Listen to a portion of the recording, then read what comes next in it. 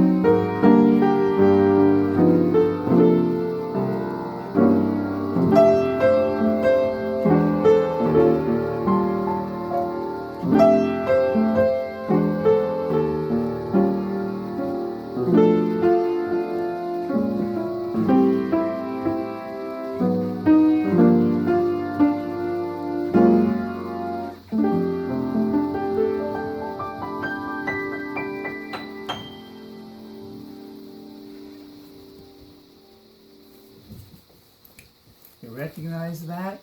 You probably do. The theme song from A Charlie Brown Christmas. Christmas time is here. That first aired in 1965 I was 5 years old. Lived in Kentucky.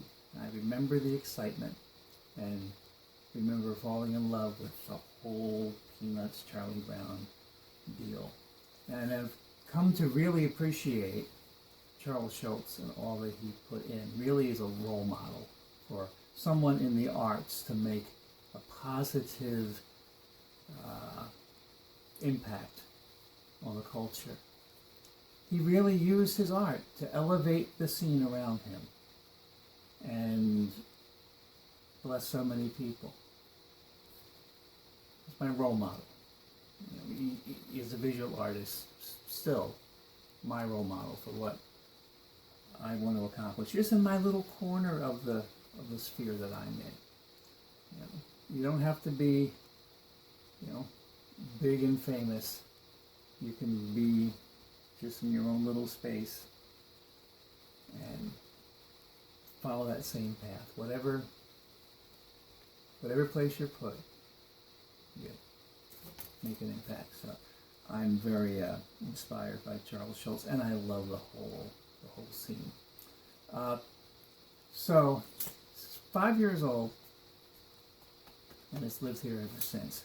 In fact, I'm a little better about it now. I don't actually need psychologically to watch the Charlie Brown Christmas 3 or 4 times, like at the end of November, to really just be saturated and ready to go.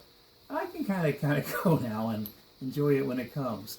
But for many years, that was just get out that VHS tape and just stick it in and leave me alone, and I'm with it. Right?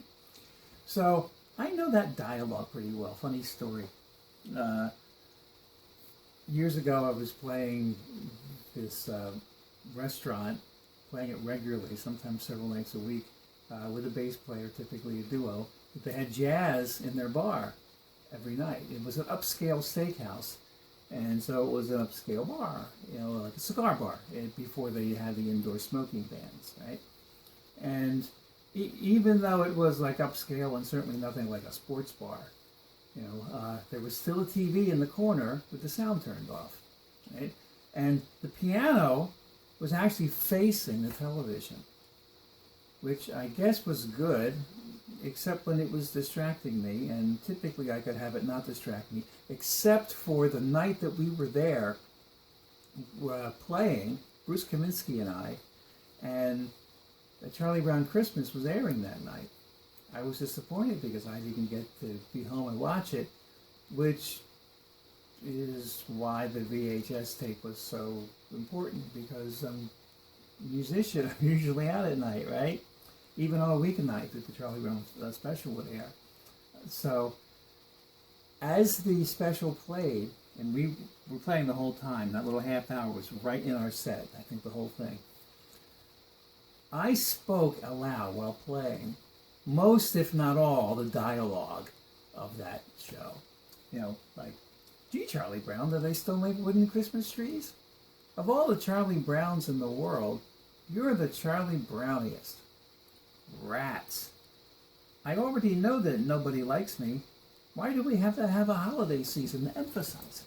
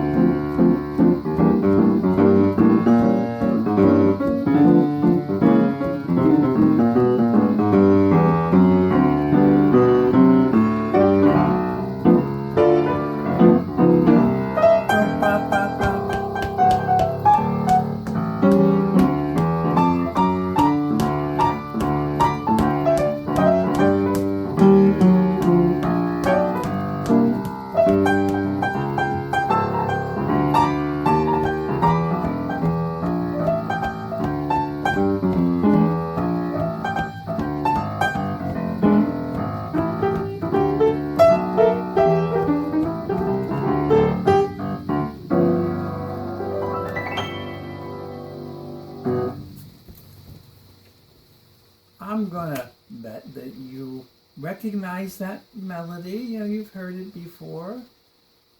No idea what the song is.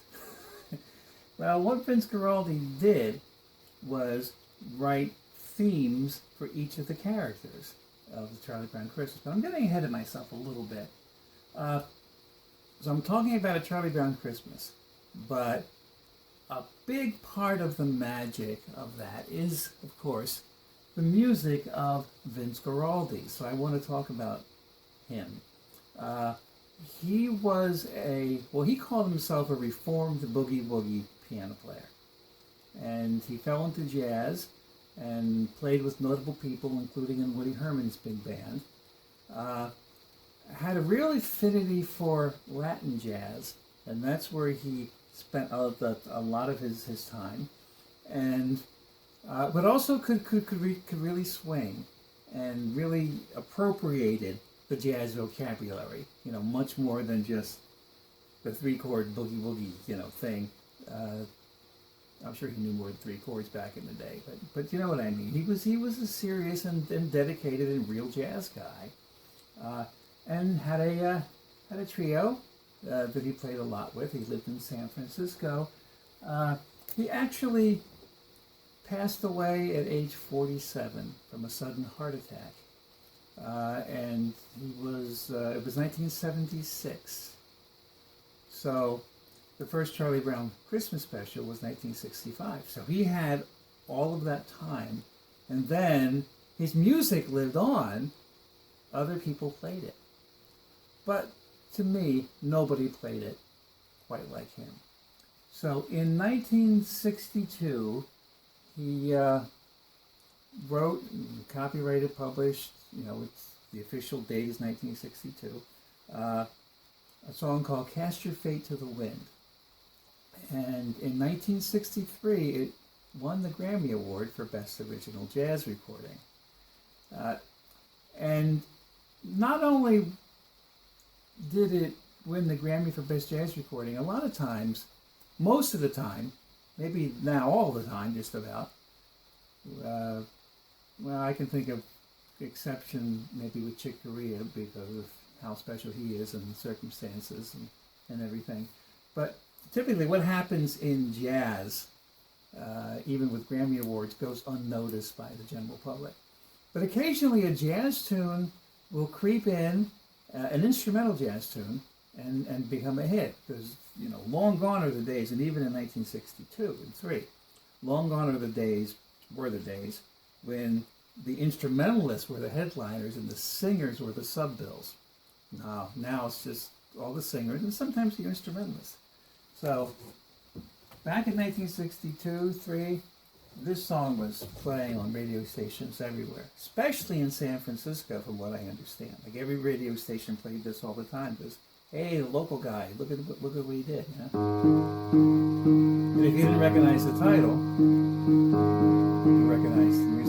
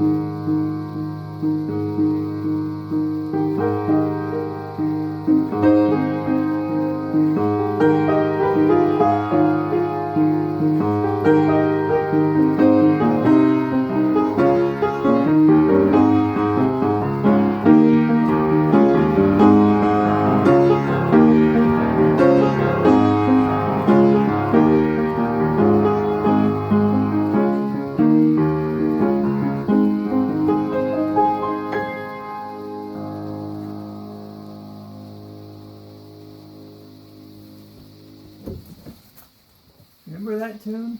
Cast Your Fate to the Wind. Well, there are slightly differing accounts of how the connection between Vince Guaraldi and the team putting together the first Charlie Brown Christmas special was made. But this one comes, I read it seemingly in a pretty authoritative source, and I like it. So, as far as I'm concerned, here's the story. And I think this is actually the story, but who knows about stories? They're stories! So, Lee Mendelson was the television producer who was putting together the Charlie Brown Christmas special. And in reading about it, it was a really significant undertaking to move a comic strip, a very, very popular comic strip, which is how we got, you know, how Charles Schultz landed the TV special. Because I think 1950 is when Peanuts first appeared, and this was 1965. So, you know, it was part of the culture for sure. And the illustrator, Charles Schultz, wasn't, a cartoonist, but he wasn't an animator. So it had to go to different artists, it had to be handled differently, but Charles Schultz was supervising it, and of course, very specific ideas about his characters. I remember one thing where he was complaining about how Charlie Brown looked in a particular position. So I never draw Charlie Brown in that position.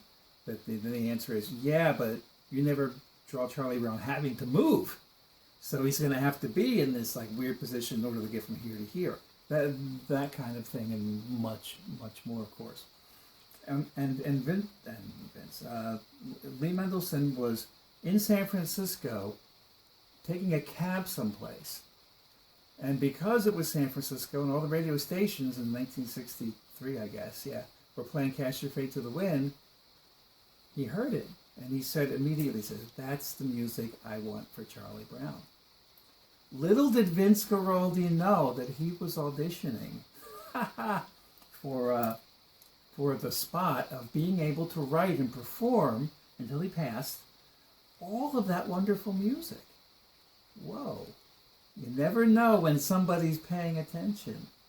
You never know what's going to happen. It's like, from what I understand, Miles Davis had no idea that the kind of blues session was going to produce something that, all these years later, 60-something years later, everybody in jazz recognizes that was like a turning point and like an iconic jazz album. Miles Davis just thought he was going in and just blowing over some tunes he scribbled together that were based on blues-ish, So you never know, right? And if you think about it, Cast Your Fate to the Wind, rhythmically and harmonically and even in the same key, kind of sounds a lot like...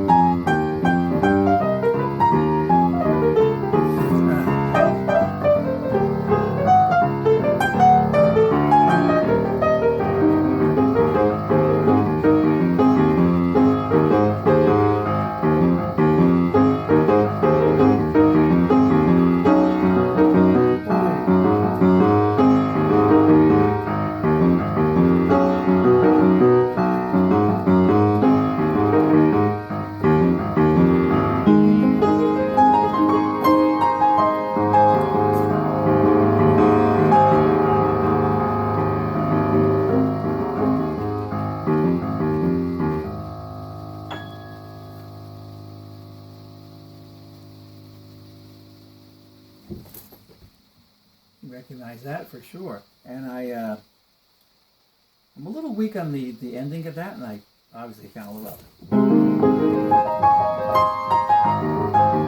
Should have been that, or something closer to that.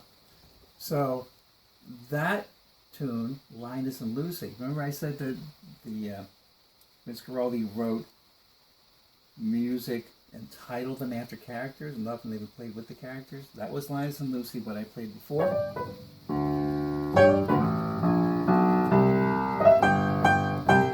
Was the Charlie Brown theme, Rats. So you'll often hear that, but you won't see the titles necessarily associated with it. So yeah, that music is just, I mean, it's in so many of our hearts at this point, who grew up with that in the culture. And yeah, it's special. So that theme showed up in the Charlie Brown Christmas special in the dancing scene where everybody's dancing around when they're supposed to be rehearsing in the big hall for the Christmas pageant. And of course, Schroeder's playing, and somehow magically, actually, he could have had, I think, Pigpen playing bass or something. Things like that happen. I'm not sure what happened visually there, but that was the big dance scene. But the dance scene was.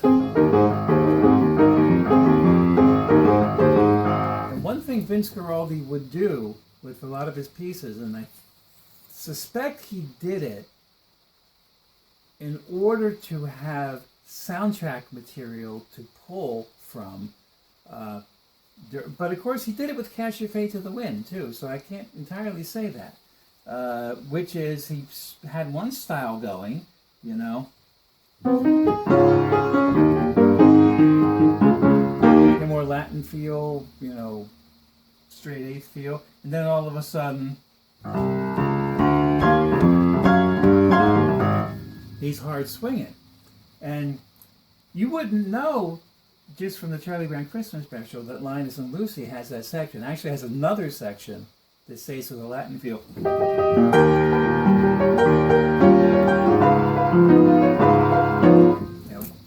With the same chord progression as the swinging section that I didn't play. Because it's not part of that scene. But what happened was, now you have to really be a Charlie Brown Christmas special fanatic like me to get this deep. But since I am, I'll welcome you to become a fanatic with me. So the scene where Linus is playing probably Beethoven or something on a break, and Snoopy walks over, and then Linus breaks into this. And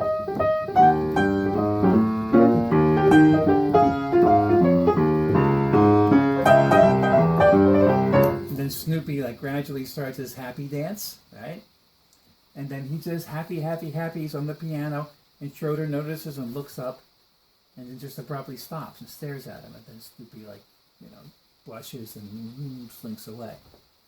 So the music behind that, so let me back up. That music was recorded first, right? And then obviously the music was recorded first, and then the visual was put to the music.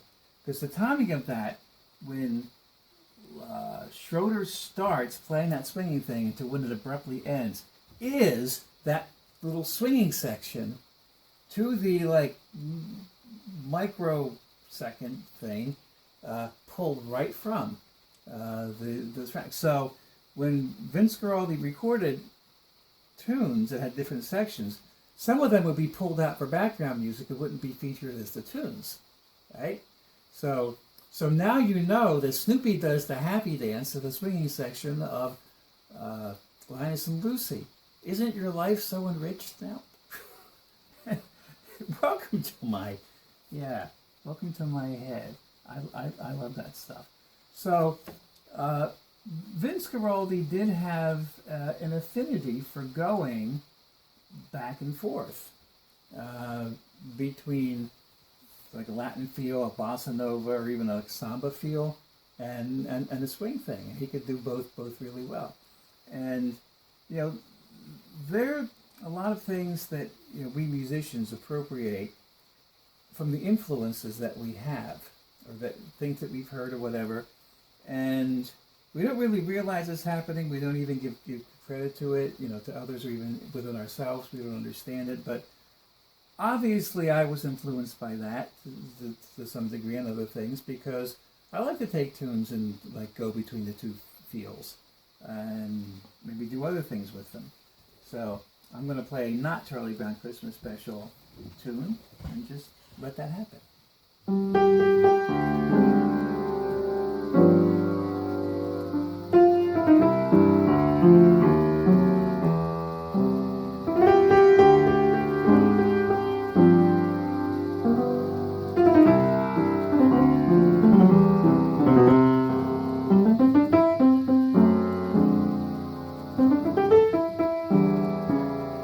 That was wrong.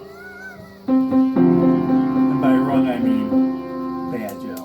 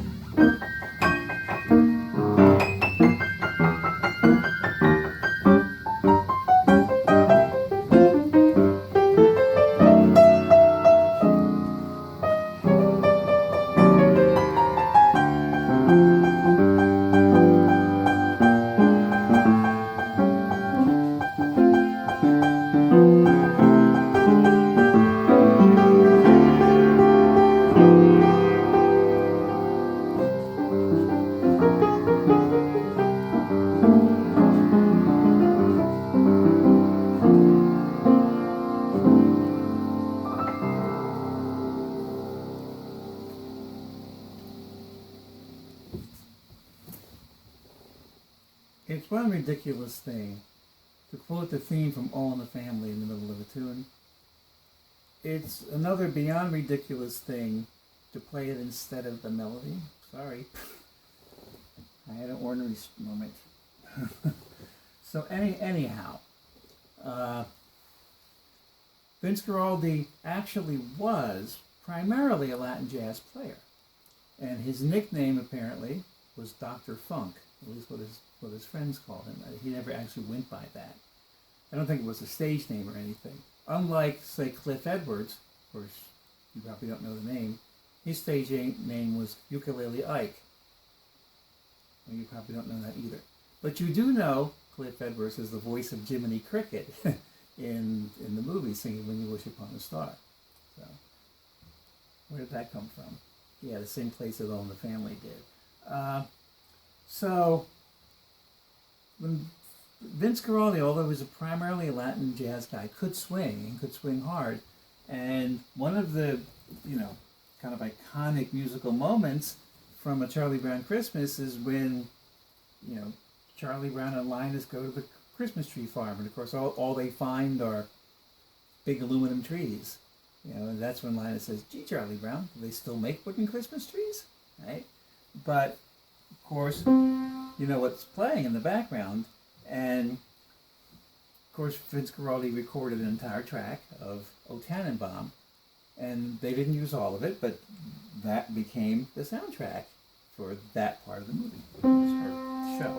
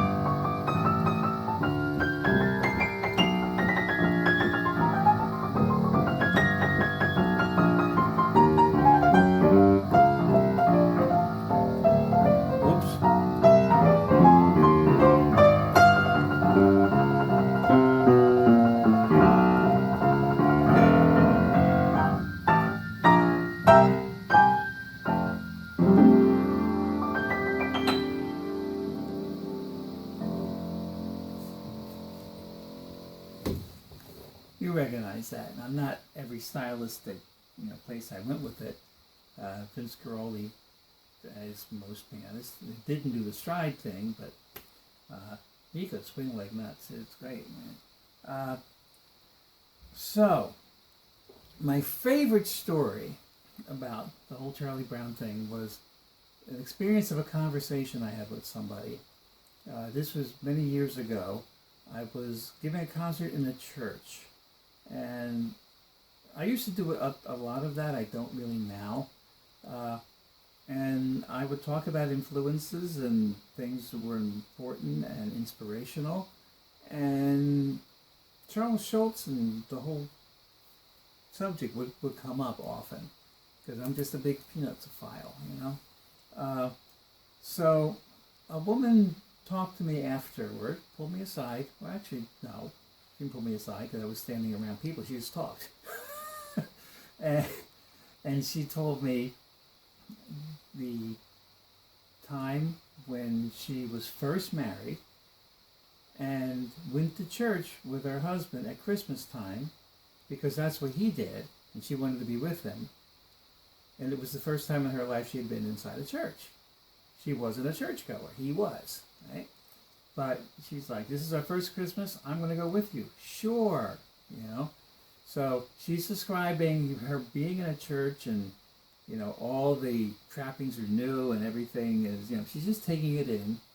She's kind of like, an observer. And then she said, it was, of course, it's a Christmas Eve service. So they got to the point in the service where the minister read the account of the birth of Christ from the book of Luke. And she said she got all excited, her eyes open wide, and she leaned over and said, "Listen, honey, he's quoting Linus." I love that story. You know what I'm talking about, right? Lights, please, and which is kind of like the big climactic-ish scene of the of the show when he reads the account. Now, think about this: 1965, right? Even then, it was really controversial to do that, and I don't believe it's happened since in a mainstream, holiday Christmas special. Decades and decades and decades, and in fact, it only happened because Charles Schultz insisted on it, and of course he built the plot around, the commercialization of Christmas and the getting back to the meaning. And that wasn't evangelistic. It wasn't, it didn't do anything other than acknowledge and read that scripture passage. Other than that, it was just fun and games. Now, there was no Santa Claus, but Santa Claus didn't need to be a part of it to make the point. I don't know that it's because he was opposed to Santa Claus, but, it was certainly, not a religious show, except for getting to that point and acknowledging the meaning of Christmas, not by preaching a sermon after it, just reading it. But oh my goodness, did Charles Schultz and what I read get pushback about that, and not just from people who they were going to sell the show to. Because I don't think the network executives were too keen on it. In fact, I understand the network executives were not keen on the show at all when they finally saw it, because of how it portrays these kids as little adults with their vocabulary, and Charlie Brown talking about Nebuchadnezzar. Well, there's another biblical reference. What do you know? And not having a laugh track, and not doing the typical cartoony things that turned out to be absolutely perfect. But it was groundbreaking. There was nothing like it that had happened. Network executives, from what I understand, only agreed to run it because they only saw it 2 weeks before the air date and had already been advertised, and they were stuck with it. But they're like, it's going to air once and then we're done with it. Of course, I think it won what's it, Emmys? Yeah, I think when that year, and of course, it all became a staple, and the network execs didn't know what they were talking about. Don't get me started. And I believe I read that when Charles Schultz accepted the award, he said, "Charlie Brown is not used to winning." Yeah.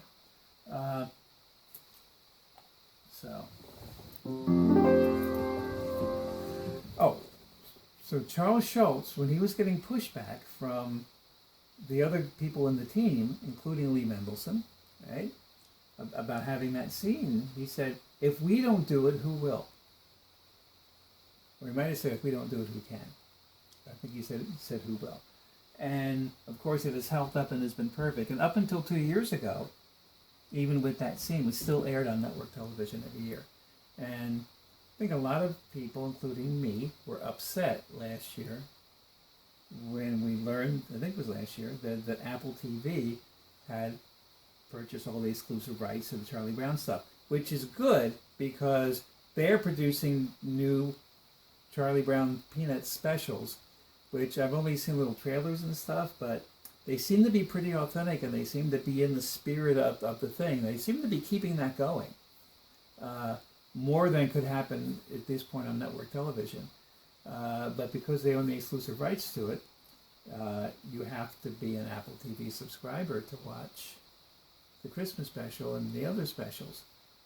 And there was a lot of outcry last year. So they gave it to Apple TV, allowed PBS to air it once. That and the Halloween and the Thanksgiving special. I did it again this year. And maybe they'll do a continuing thing like that. So it's still on network television, but I mean it's on life support in network television. But it gets to continue on Apple. But it's still sad that it's not like in the mainstream of the culture anymore. It's not going to be that because the television's on, the kids are going to see it. It's going to be the people are going to see it because they know about it and they want to see it, which is going to have a law of diminishing returns with people who are coming up. My grandkids are going to see it because Grandpop is going to watch it with them every year. But still, it's not part of the culture. And we all watch things, and I certainly have, because my culture was kind of like before my time. I did the old soul-ish kind of thing, or whatever you call it. So I've watched everything sort of like fade into the background and be gone already, all the big bands and all the stuff but we hold it here, right? And of course, in addition to reading the account from the Book of Luke, it ends with, the special ends with,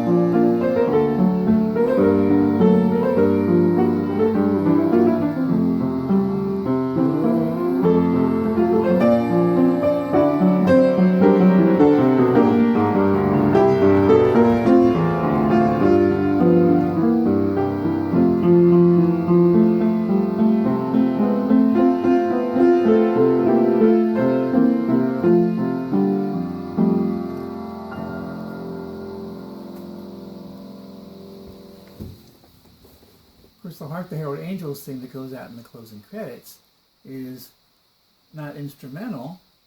There may be instrumental behind it, but it's vocal. It's a children's choir, and it's the same group of kids that sings in the beginning. Christmas time is here.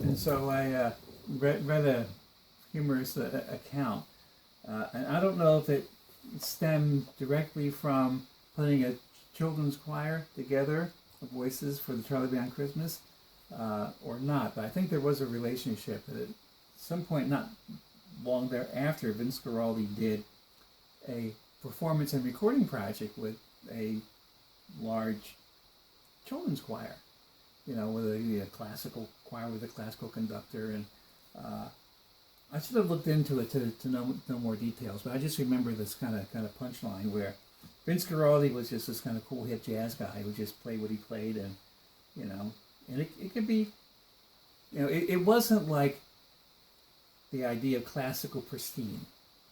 In fact, when you listen to some of his recordings, it seems like that he did the take and he was done, And if there was a little hesitancy, or was a little blip or something, but that's a jazz guy thing, I think it's So What in the Kind of Blue recording that Miles Davis has a little flub at the beginning, and a lot of uptight guys would take it out. He's like, and that's an iconic recording, right? So the jazz side of things has a different take than the classical side, where it's about being precise, because it's all about getting it right, because it's not improvised. It's like, this is it, not this, the music, this.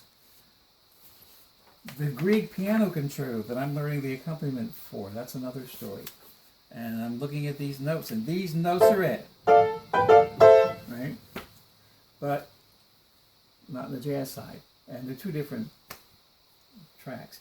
But the conductor for the children's choir apparently was pretty uptight, and he was having a conniption about the recording session because he wanted it to be perfect. And he said, "But what if there's a mistake?" And Vince Guaraldi said, "Can we have a recording with a mistake in it?" I like that. So, and I like A Charlie Brown Christmas, and I hope you like this, or at least didn't mind. I'm going to go out playing a little bit of one more Guaraldi tune, but I'll say now, thank you for being here. We do this every Wednesday night on my Joe Holt's Notes 2021 YouTube channel, moving to my Joe Holt's Notes, my main channel, in 2022. So in a few weeks, you're going to see this in a different place. It'll be more accessible. This is kind of like a hidden channel that most people don't know about. And I don't mind putting it here and having just the faithful few come and see it. It's cool. I appreciate you so much. But yeah, let's move it over to where the other one is. And of course, when we were on Facebook, it got even more exposure, but Facebook became funny, so I don't live stream anymore, but I'll occasionally post some of these on Facebook, and I might post this one because this felt fun.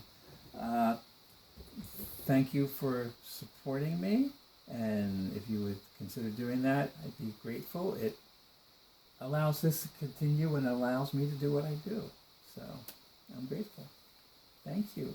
And yes, Christmas is coming. That's the title of this. See you next week, or have a very Merry Christmas, whichever comes first for you.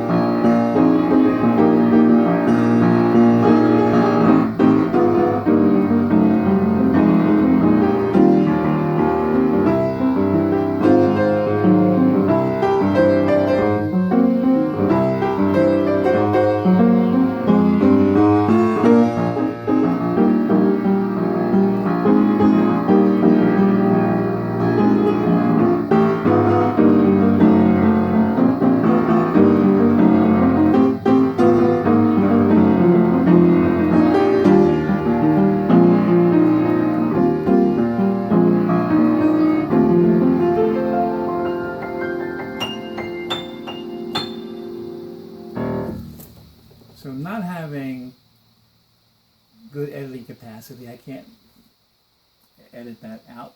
My mind blanked. Wait a minute.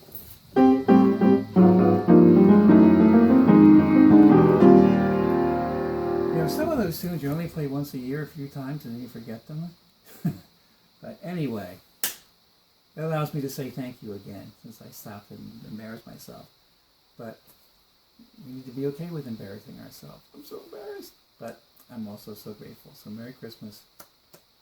See you next week, I hope. And see you in person soon. Thanks again.